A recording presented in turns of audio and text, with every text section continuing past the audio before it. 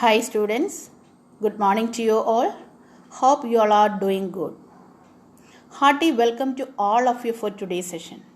And this is Jyotimol, your English teacher.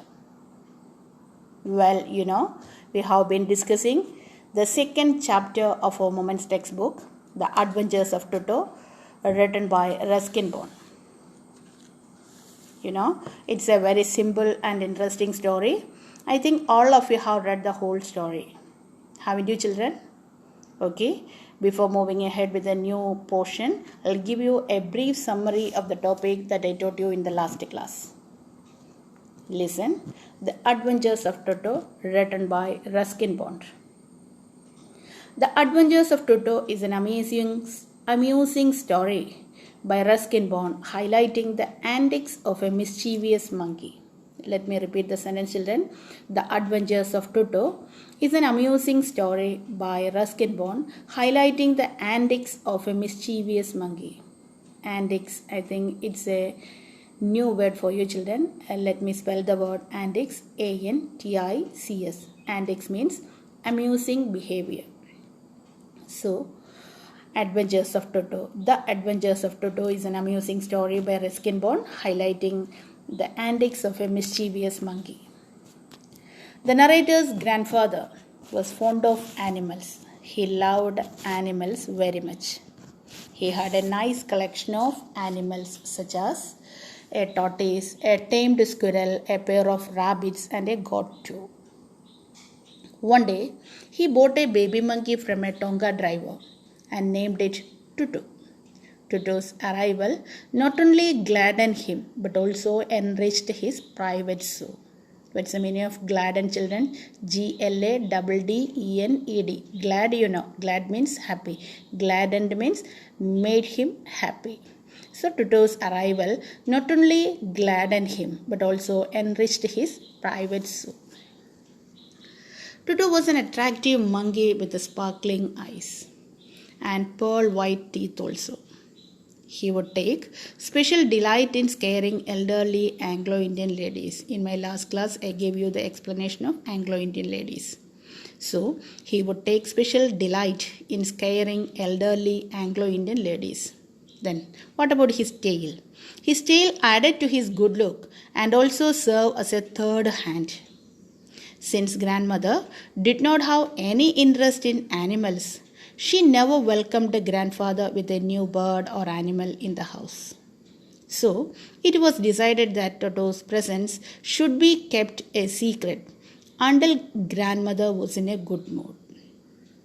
So, Toto was temporarily kept in a little closet opening into the narrator's bedroom wall, where he was tied securely to a peg fastened into the wall.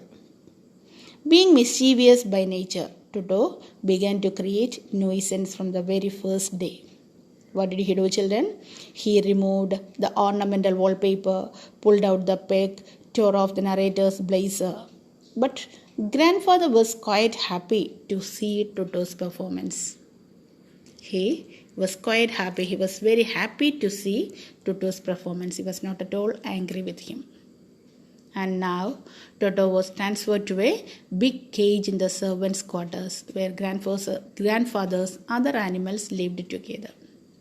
Now Toto was transferred to a big cage in the servants' quarters where grandfather's other animals lived together. But Toto started to create troubles for them. He did not let them sleep peacefully. His pernicious activities were increasing day by day. Children, have you heard the word? His pernicious activities. P-E-R-N-I-C-I-O-U-S. The pronunciation is pernicious. P-E-R-N-I-C-I-O-U-S. What's the meaning, children? Harmful or damaging. So, his pernicious activities, his harmful or damaging activities were increasing day by day. He became very naughty. So, when grandfather had to go to Saharanpur to collect his pension, he carried Toto with him in a black bag. Which bag, children? He carried Toto with him in a big black canvas bag. It was a strong bag Since there was no opening in the bag to allow his hands or face to come out, he would often jump inside the bag, making the bag roll about on the floor of the Dehradun railway platform. So, what did he do inside the bag, children?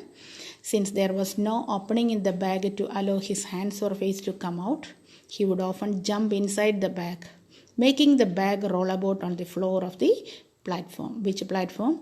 Dehradun railway platform. On reaching Saharanpur, Toto was caught by the ticket collector, who classified him as a dog. So, grandfather had to pay 3 rupees as Toto's fare. Children, up to this much we have learned. Now, let's move on to our textbook. Let me read the first paragraph. When Toto was finally accepted by grandmother, he was given a comfortable home in the stable, where he had a companion, the family donkey Nana. On Toto's first night in the stable, grandfather paid him a visit to see if he was comfortable.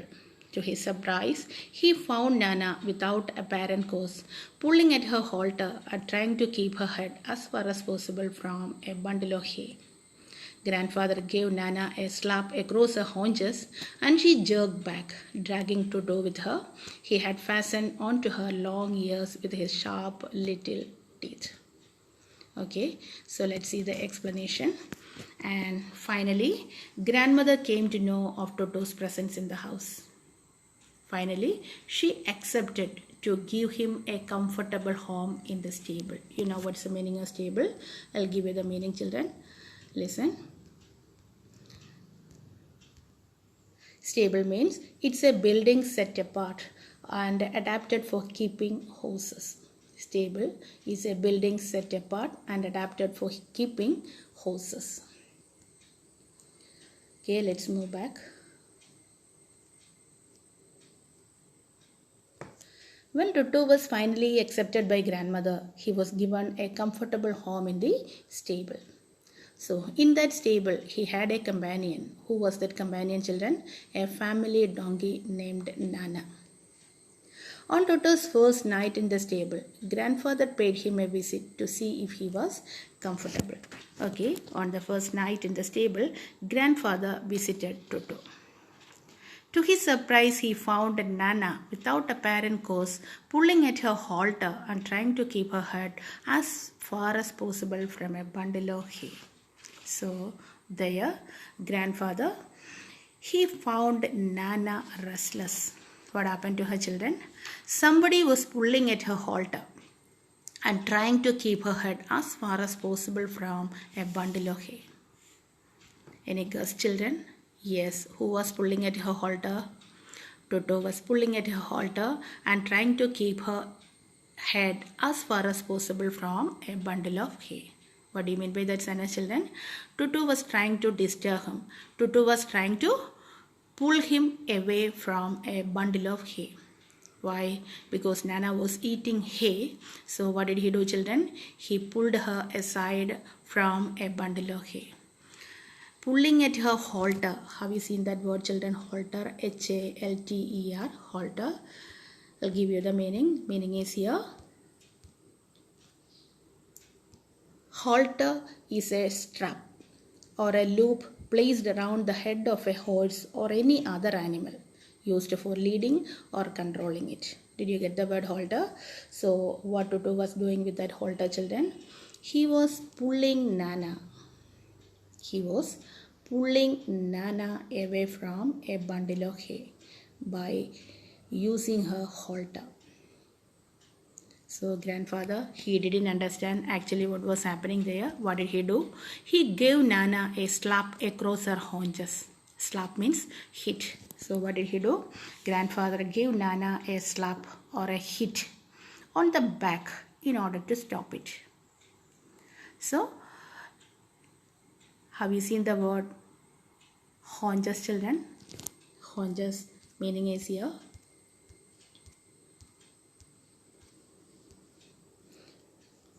Haunches means back. So what did he do? Grandfather gave Nana a slap or hit on the back in order to stop it. Actually, what was happening there, children? Did you understand? Okay, so let me read the portion once again. Grandfather gave Nana a slap across her haunches, across her back, and she jerked back, she moved back, and dragging Toto with her. So, actually, what he was doing there, children, he had fastened onto her long ears with his sharp little teeth.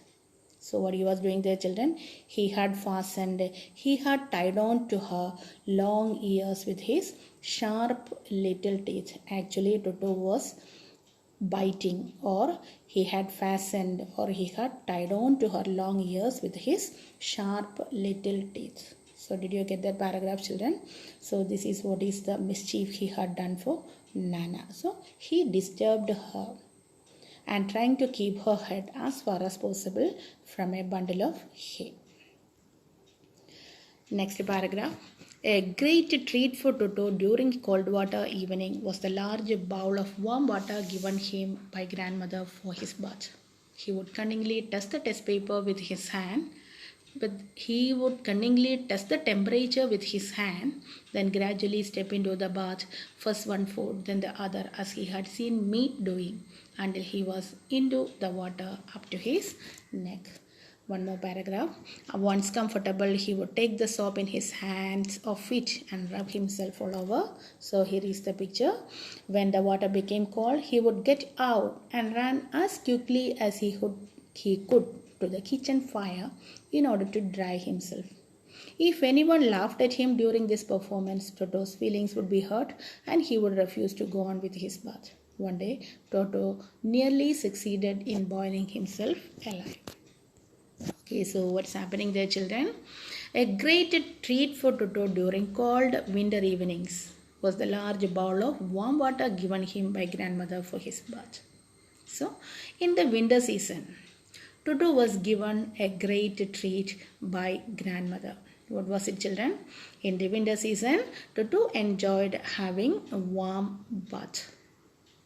So what he would do, children? So before starting his bath, he would check the temperature of the water. He would copy the narrator. See, have you seen this, children? He would cunningly test the temperature with his hand, then gradually step into the bath, first one foot, then the other, as he had seen me doing. Me means the narrator. So he had copied the narrator. He watched the narrator while he was taking a bath. So what did he do? Like the narrator, he also test the temperature with his hand, then gradually step into the bath, first one foot, then the other, until he was into the water up to his neck. So finally what he would do, children? Finally he would sit in the water with his face out of it. Then what he would do? He would rub his body, or he would rub himself with a soap. When the water became cold, he would run out of it to the stove in the kitchen in order to dry himself. So, in order to dry himself, what he would do, children? Once the water became cold, he would get out of it and run as quickly as he could to the kitchen fire to make him dry. Then, if anyone laughed at him during this performance, what would be his feelings, children? His feelings would be hurt and he would refuse to go on with his bath also. The last sentence. One day Toto nearly succeeded in boiling himself alive. So what's the meaning of that sentence, children? Here the narrator recollected an incident when Toto had boiled himself. So one day what happened to Toto, children? So let's see. So the narrator recollected an incident when Toto had boiled himself. So let's see what happened to him. A large kitchen kettle had been left on the fire to boil for tea, and Toto, finding himself with nothing better to do, decided to remove the lid. Finding the water just warm enough for a bath, he got in, with his head sticking out from the open kettle. This was just fine for a while, until the water began to boil. Toto then raised himself a little, but finding it cold outside, sat down again. He continued hopping up and down for some time, until grandmother arrived and hauled him, half boiled, out of the kettle. So what's going on there, children? Let's see the explanation. In a large kettle, water was boiling. For what, children? In a large kettle, water was boiling for tea. Toto climbed up to the stove and removed the lid from it. Then he felt that the water was warm enough for him to take a bath. So what did he do? He entered into the kettle with his head out of it. So when the water started boiling, it became hot for Toto. He thought of coming out of the kettle, but the temperature outside was cold for him. So he decided to stay in it. But he continued hopping up and down for some time. Did you get the reason, children? So at first, what did he do? He entered into the kettle with his head out of it. So when the water started boiling, it became hot for Toto. So he decided to come out of the kettle, but the temperature outside was cold for him. So he decided to sit there for a while too. So Toto kept on jumping in the kettle for a while. So after some time, he continued hopping up and down. What's the meaning, children? Did you get the reason, children? Yes, the water got heated. So the water got heated and he continued hopping up and down. He continued hopping. Hopping means jumping. Here the water got heated and he was jumping up and down in order to get out of the kettle. He was lucky. What happened to him, children? It was when the narrator's grandmother arrived there. And she took the half-boiled monkey out of the kettle. She took or pulled out the half-boiled monkey out of the kettle. Have you seen the last line, children?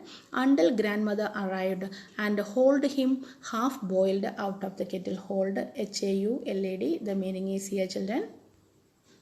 Hauled means pulled. Hauled him means pulled him out. So who pulled him out of the kettle?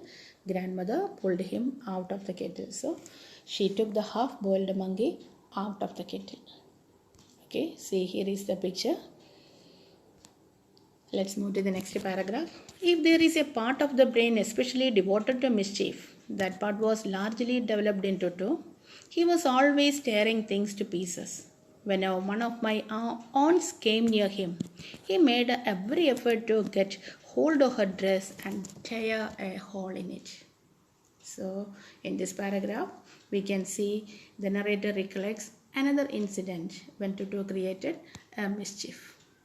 So listen, children. If there is a part of the brain especially devoted to mischief, that part was largely developed in Toto. So what's the meaning of that sentence, children? The first sentence, I'll give you the explanation. If there is a part of the brain that governs the ability to create mischief, then that part in Toto's brain was highly developed. So, which part was largely developed? The part that governs the ability to create mischief. So, if there is a part of the brain that governs the ability to develop mischief or create mischief, then that part in Toto's brain was highly developed or highly developed in Toto. What's the reason, children? Because he had a great capacity to do mischief. The very first day itself, he started to make mischief or he started to create nuisance in the house. So we can say he had a great capacity to do mischief. He was always busy doing mischief. See the last sentence. Whenever the narrator's aunts or visitors passed him, he tried to tear their dresses. He tried to damage their dresses. So what did he do, children? He made every effort to get hold of her dress or their dress and tear a hole in it. So whenever the narrator's aunts passed him, he tried to tear or he tried to destroy or damage their dresses. So the next paragraph, in this paragraph also, children, we can see that the narrator recollects another incident when Toto created a lot of mischief. He became a great nuisance to the family members and it leads to the thought of selling him back to the same Tonga driver. So one day at lunchtime, a large dish of pulao stood in the center of the dining table. We entered the room to find Toto stuffing himself with rice. My grandmother screamed and Toto threw a plate at her. One of my aunts rushed forward and received a glass of water in the face.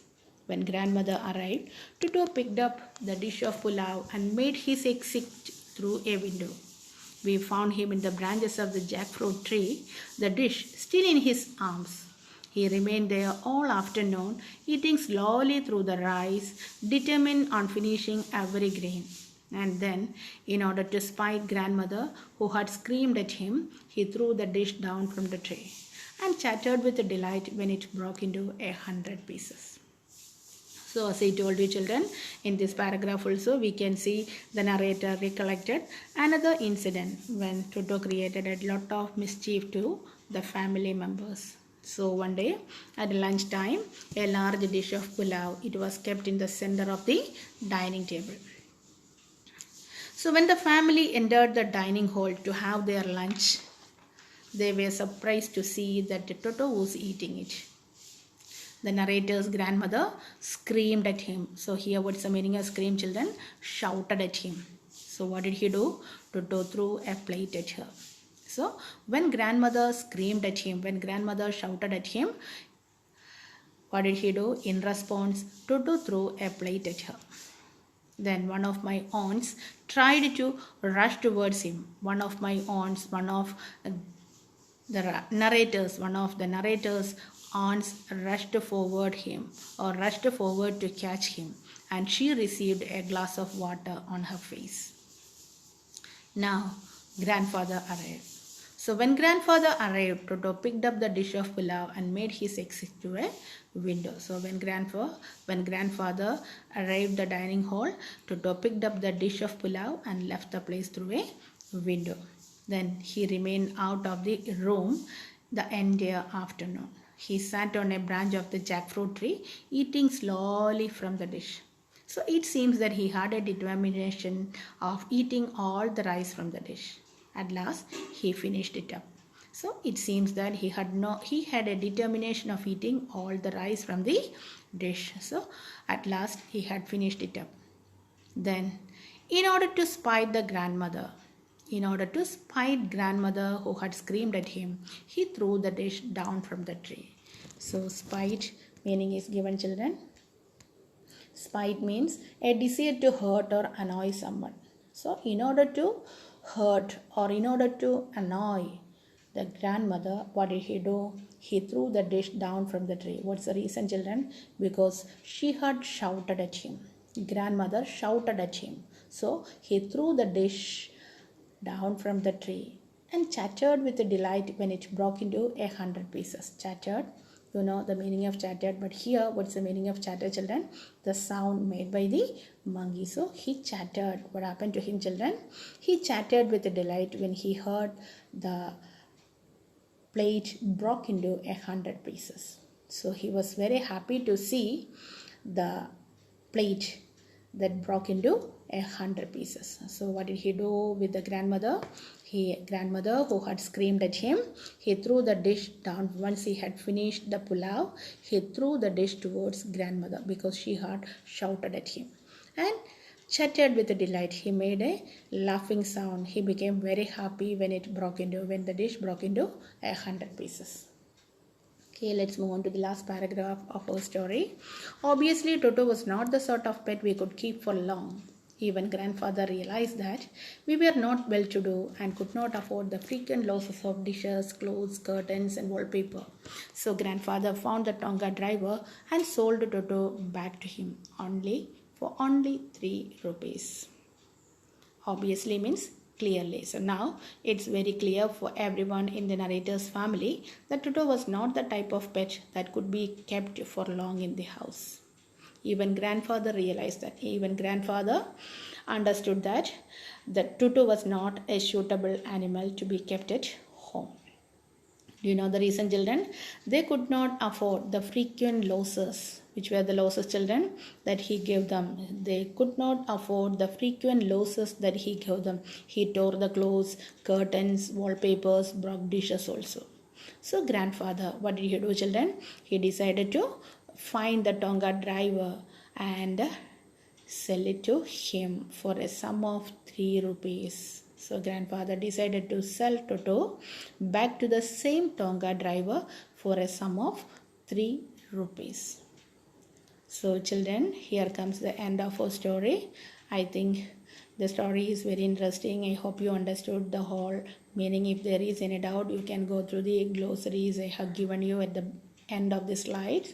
So read the lesson carefully and try to write the assignments in a responsible way. Okay children. Then one more thing children, I'm very happy to see your answer paper. Almost all of you have written the unit test in a better way. Thank you children for your cooperation. Only one student's answer paper is missing. That's Anakha Shaji's. I didn't get Anakha Shaji's answer paper. Anakha, please contact me as early as possible. Then Kesia Maria Verghese. Kesia, you have to check where or in which slot you posted the answer paper of your unit test. Be careful, okay?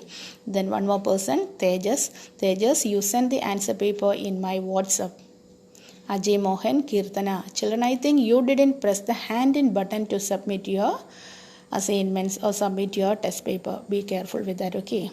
Then one more thing children, I'm so sad to say more than 20 students didn't submit the last assignment. The due date was 13th August. You got enough time. Last week there was no class also, yet you didn't do your work properly. Children, it's a very irresponsible act from your part.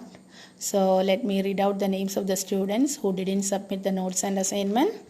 Anirudh, Joel Kurian, Abel Matthew, Joel Saji, Abhiyam Ramesh, Ajay Mohan, Akhila Arnayar, Krishnajit, Amal Dev, Anakha Shaji, Prince Thomas, Sajna Salem, Ashmi Jidesh, Surya Kiran, Phama, Bharat, Tejas, Abel Anthony, Deepak and Govind.